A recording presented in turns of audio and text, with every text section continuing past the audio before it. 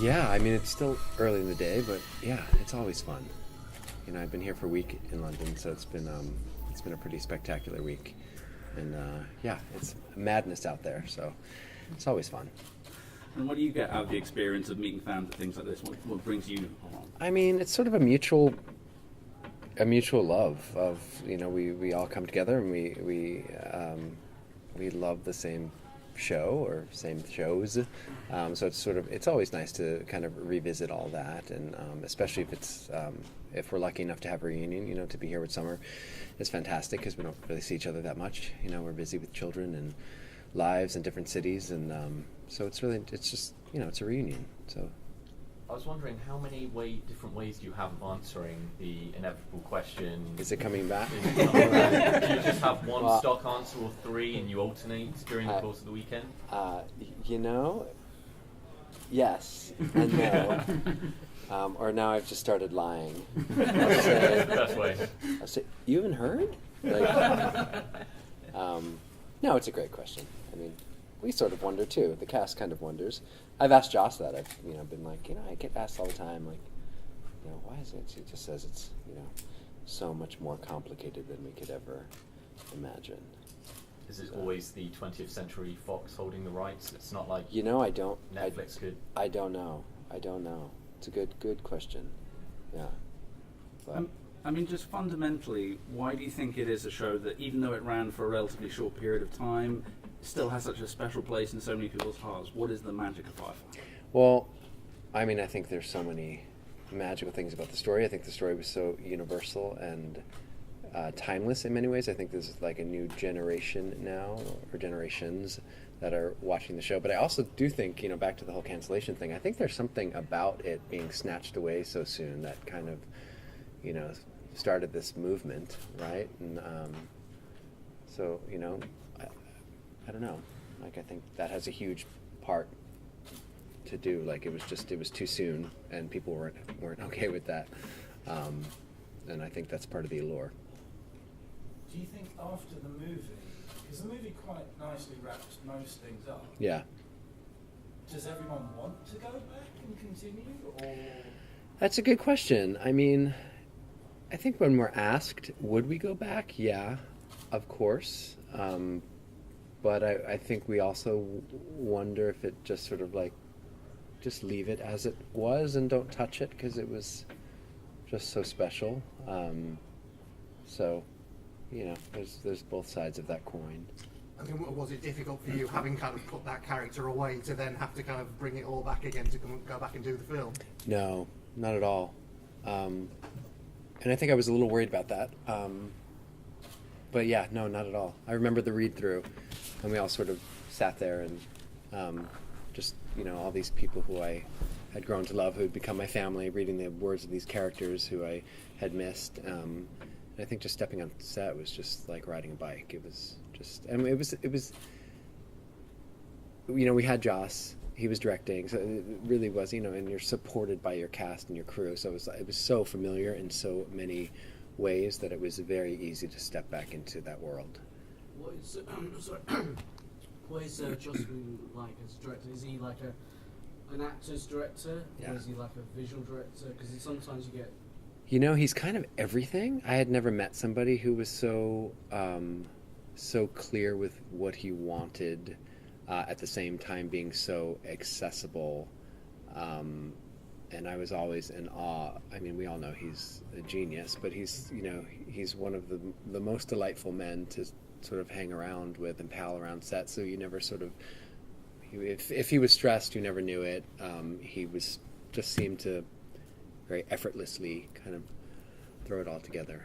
But yeah, he knew exactly how to speak to actors, and he knew how to speak to writers. He had his hand on everything, like hair. He would have long conversations with, hair and makeup about one character's hair. So he would just really, every single detail, he has just such extreme clarity on what it is that he wants. I've worked with directors before, and sometimes they just focus on just the character. Yeah. They don't think of anything else. No, he's sort of wears all the hats, and is very good at it. And he's also very good at delegating. Did something just... Oh, stripping. I think it's Welcome to the Excel Center. yeah. We spared no expense. I think one of Just the making sure it doesn't drip on any of this stuff. we'll be okay. All right. I think one of the other things that Joss is so celebrated for is his gift for ensemble comedy, ensemble drama. Yeah. And the nice thing is that each character in that brings their own part of something unique. In Firefly, what do you think it was specifically that Simon brought to that? Oh, wow. That's a good question. I don't know. I mean, I think if we're talking about the comedy, I think Simon's sort of straight and narrow, kind of bouncing off the absurdity of what's happening around him. I also think he brought, if we talk about each character and kind of how they were, so I think there was so much for everybody in that show. I mean, there was one or two, or that you could relate to, and I think that was what made it also so universal. I don't know. I mean, I love coming here, and I love doing our panels because it's so refreshing for me as an actor to hear people tell me what they saw from what they've watched and sort of their perception, because sometimes as actors we're not consciously trying to put forth a certain way of being. So I don't know. What do you think? I guess moving away a little from Firefly into Shakespeare, so What You Do About Nothing. How was that kind of trying to approach Shakespeare in a modern era? That was terrifying and exhilarating all at once. I was shooting a series in Chicago, and Joss emailed me out of the blue. I had no idea that he was thinking about doing it, and I got back to my hotel, and it was like 2 a.m. and I read it, and he said, he told me what he was doing, and they said, I need a sexy villain. What saith you? And then I emailed him back, and I said, Joss, does this mean you think I'm sexy? And then he emails me back, stop fishing for compliments. Of course I think you're sexy. Like, are you in or are you out? And I was actually so scared to do it that I was like, oh, I'm in Chicago, and I won't be available. And then I flew to LA, I think it was literally the next day, and I was at an event with my manager, and I was like, oh, Joss reached out to me, and he's like, putting together this movie, he's going to shoot in his house, and my manager was like, email him right now, take out your phone and email him right now, you're going to do that. And I was like, well, what about, he's like, I'll figure it out, just say yes. And I was like, all right.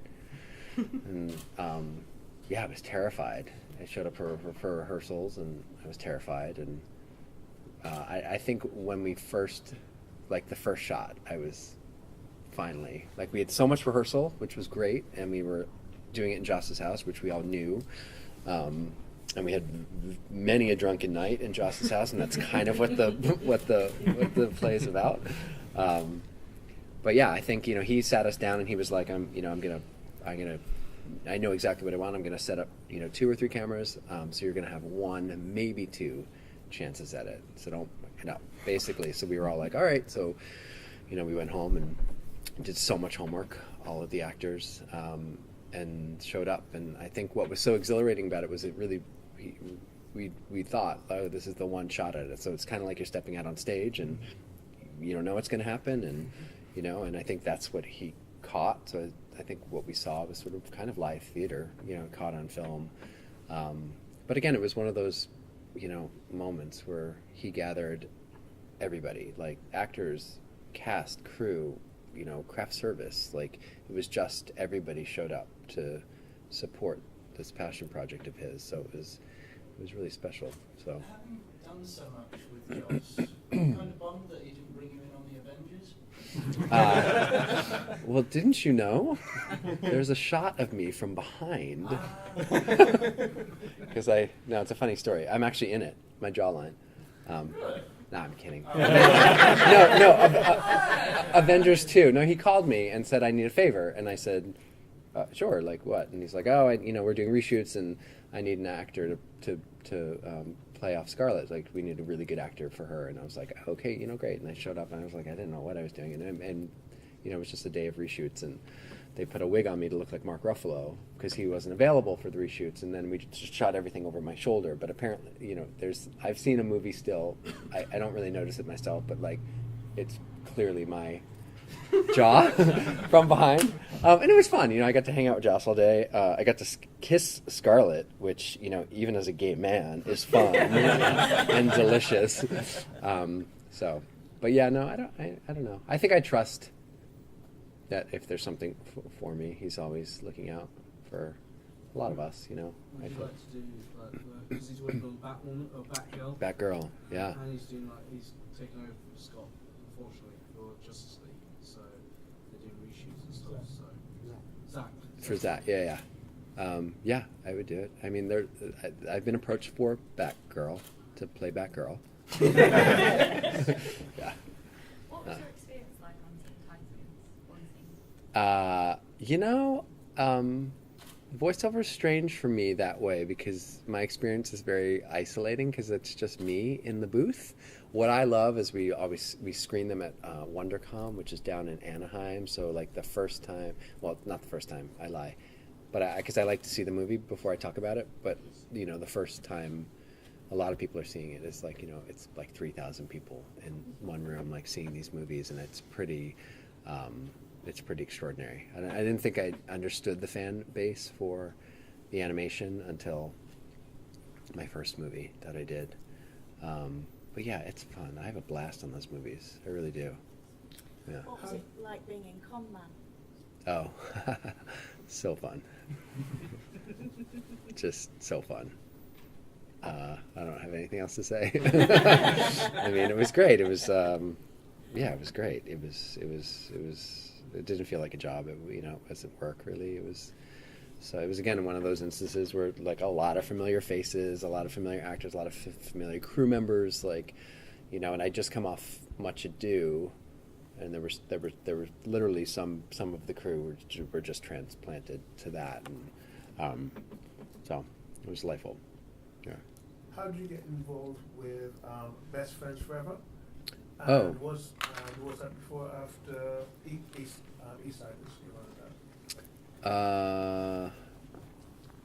Timing wise, I was just wondering if I don't know which one. Because one you involved the other. I think Best Friends Forever, the indie one, starring Barry Grant and Yeah. who. Oh wait, Both. Best Friends Forever. Yeah. That one. Oh yeah, that was a while ago because I also did a movie called BFFs. Yeah, I know. Yeah. That's what I was So I was confused for a second. Yeah, I did that one first. So Bria and Vera I knew, so they just they wrote a part for me and asked me if I would do it, and I said sure because. And just your thoughts on East Siders and like LGBT sort of programming. Oh. Especially that time. Yeah, I mean, I was again. That was my friend Kit, was another dear friend of mine, and he wrote that role for me as well. And I was, of course, happy to support him and support any LGBT media. Yeah. So. So just take it back to Firefly. Is there anything that you learnt from Simon as a character that you've been able to apply in your future career? Oh. That's a good question. Can you do surgeries? Can I actually suture? I tried to suture my son. It didn't go so well. Yeah, I know. I mean, I think at the risk of sounding like a cliche, I think I always carry a little bit of somebody or something forward after portraying them. I don't know specifically if I can kind of put my finger on what that would be with Simon, but I do think there's sort of an essence. I don't think it's possible for me to sort of embody somebody and then walk away and be like, oh, done with that. And obviously at the end, a lot of them died. You managed to survive. Yeah. So what do you think would be next for Simon if it did ever, what would you want him to do next? What do you think he's doing now even? I'd actually want him to have babies with Kaylee. Oh. Yeah, I really thought with Auntie River, I thought that would be fun, and I think the ship needed a few little. River needed somebody to play with. Have you read any of the comic continuation? Not so much. I've seen them. I think there's a lot more that I'm not privy to. I'm not a comic book person. But I hear of them and I see them, and The dialogue was had English, and I think the dialect was Mandarin. Mandarin, So, yeah. Have you remembered any of that? Are you still cursing in Mandarin? You know, I never got a lot. No. No. It was funny. We were just asked this question last week in Hanover. Yeah, poor Alan got a lot. Like, you know, he got a lot of Chinese. I got Mei Mei, which is like little sister. Mm-hmm. Pretty easy. And then I think I got Shanma, which is basically like, huh? What's that? What did you say? And kind of sounds like my name, Sean Maher. So that was super easy. But poor Alan, it was kind of fun to watch him mess up and bang everything. He got so frustrated because we used to get those little, you know, back when they used to have, I don't know if you remember, there were these things called cassette tapes. And we used to get one like in our trailer, you know, like I got, you know, would click it in and it would say, Mei Mei. Mei Mei. And, like they'd say it 3 different times and we were meant to, you know, then poor Alan would sit in his trailer and back then I think he was still smoking a lot. He would just be all stressed out and listening to the Mandarin, you know. But I didn't get very much. Sean, I was wondering as a gay man, have you found the industry's changed where openly gay men such as yourself will get more prominent roles? I only ask because Luke Evans was saying that it's still a problem and he's never made a big deal out of his sexuality because he feels it would prevent him from getting roles in like Dracula Untold and the Fast and the Furious films. I was just wondering whether you think the industry as a whole is more open-minded about possibly casting a gay actor as James Bond or something, or whether they're still really conservative about that. Not like having the character gay, but just casting a gay. Yeah, no, I hear you. I want to believe. I want to believe so wholeheartedly that things have changed, and we could have a gay actor playing James Bond, not a gay James Bond. That would be weird. That would be so weird. People had no problems with Neil Patrick Harris playing Lothario for 8 seasons. Yeah, if you say cast. You know, when Rupert Everett wants to be James Bond, people flip their lids. Right. So it is, I mean, I do think it's a... Yeah, I mean, I like I said, I want to believe that things have changed.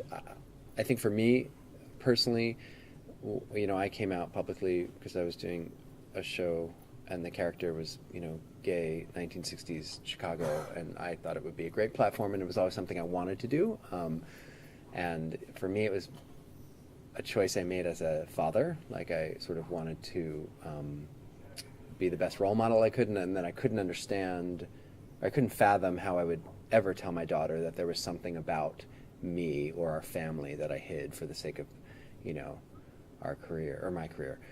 And it was interesting because when I came out, I was being asked all these questions about the same exact thing, like, we are going to lose out on roles, and that we were going to production for Much Ado, which was very, very secretive. So I couldn't tell anybody that, oh, well, Joss doesn't think so, you know, because here I am doing this, you know, I mean, he doesn't think of me any other way than sort of an actor portraying certain characters. But I don't know, and I think just, again, I can only speak from my experience, you know, when that question comes up, and would I be willing to, you know, perhaps, you know, forgo like the Jerry Bruckheimers or the Michael Bay, like, will I ever be, you know, considered?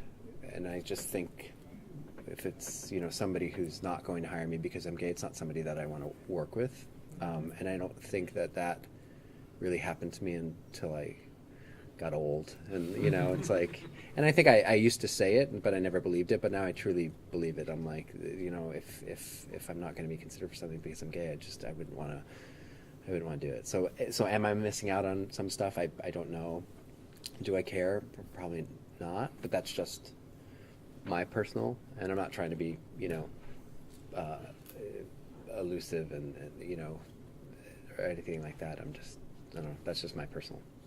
Do you want to make a Michael Bay movie anyway? I mean, I don't know. I mean, he just, you know, nothing against him. I think it just comes to mind that whole testosterone sort of driven. I mean, you know, it's interesting. When I came out, you know, I thought, oh, fans. I actually thought everyone kind of knew anyway. You know, and I thought friends and family would obviously support me, and fans would support me. I had no idea, though, that so many studio executives and casting directors and producers, they all reached out to my manager and said, you know, will you let Sean know? Like, we've always been a huge fan of his. This only makes us fight harder. We're so proud of him. Like, you know, that kind of shocked me. But yeah, I did think, and really I'm being judgmental of, you know, the Bays and the, you know, the Bruckheimers, like sort of these, like, you know, guy, like out there making a movie. So I don't know. I probably not, you know, but. Just one question. Serenity is all about family. Yeah. In the Firefly family, is Adam Baldwin considered the crazy uncle? He's not considered the crazy uncle. He is the crazy uncle. He's a special one. Yeah, he sure is. Sorry, guys, that's all we have time for. Sorry. That was fun. Thank you very much. Thank you, guys. Nice to see you. The Cosmic Shed. Science fact. Science fiction. And everything in between.